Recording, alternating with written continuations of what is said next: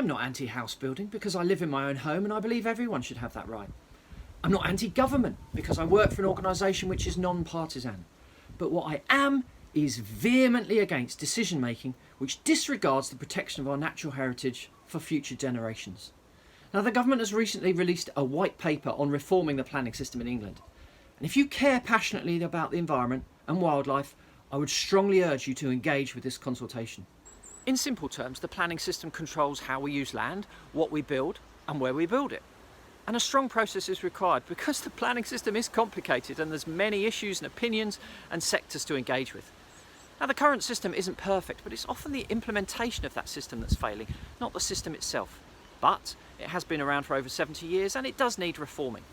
But the crux of the issue with the proposed reforms is that it's likely to increase nature's decline.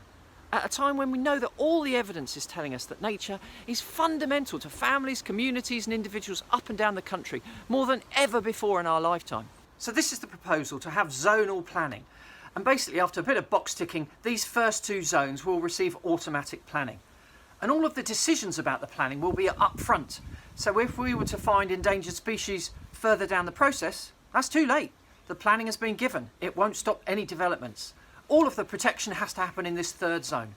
But this is the problem at the minute. We're pushing wildlife into tiny little fragmented habitats, habitat islands. That's not sustainable for wildlife. We have to have integration of wildlife throughout all three zones. We have to make sure that we're actually delivering nature's recovery through the planning process. At the minute, the proposals will give less protection to wildlife. It's just not good enough. What we actually need is reasonably straightforward. Wildlife recovery and people's access to nature must be at the heart of the planning reform.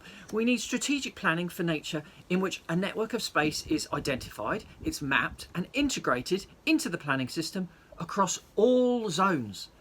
Then we need a nature recovery network which is upheld by law and which informs the local plans. I would really urge you to visit our website at essexwt.org.uk and have your say on the consultation. Make your voice heard, or maybe tweet about it using the hashtag #PlanningToFail. Thank you.